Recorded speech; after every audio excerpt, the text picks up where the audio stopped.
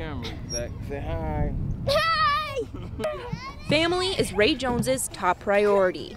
But with arthritis and other injuries making work difficult, Jones is having a tough time finding a job to support them.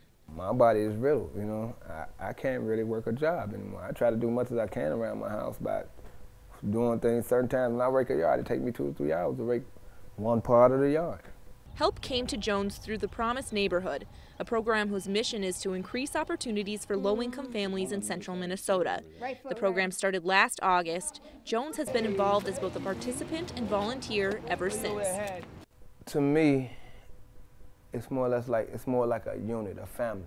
You know what I'm saying? We are trying to put all these other little families together. It was almost like a base community, okay?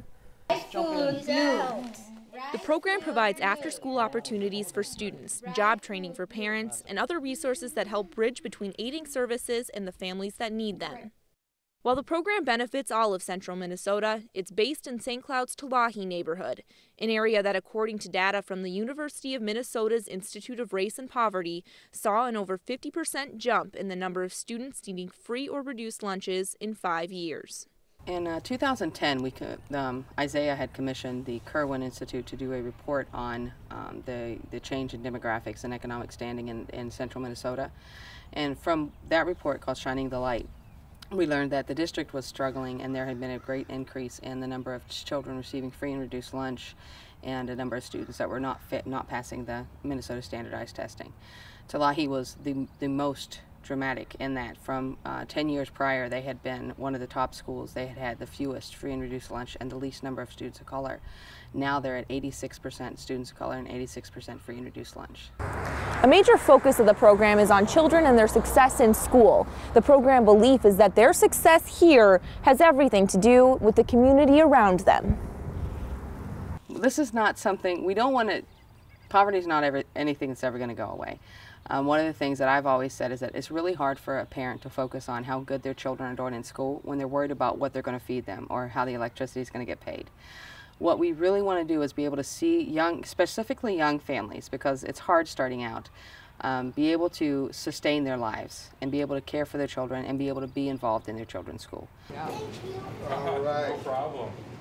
The Promise Neighborhood stems from a U.S. Department of Education initiative, but it isn't federally funded, meaning the program relies on donations and volunteers. Right this way, the back way.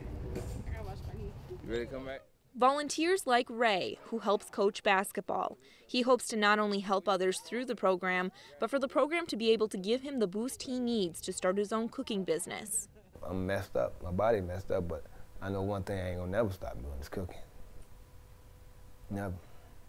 But setbacks seem to continue for Ray and his family. The day we interviewed Ray, he had just learned that his girlfriend had lost her job, leaving them both unemployed and with 2 children to care for. All right. Yet if there's anything this program teaches, it's hope. What do you get out of this? What does this program mean to you? It means a brighter future. I have older kids. I have 19, 18, and 13-year-olds, but I have a 4-year-old and a 3-year-old. And I would really like to be able to see them succeed and have the quality education that they deserve, as well as all the other kids. Ray is confident the program will help him succeed too, and focus on his most important job, being a dad. Had to tell them to pick themselves up and scrub themselves off. It'd be better. Let's walk it off. Walk it off. Once they walk it off, they start running.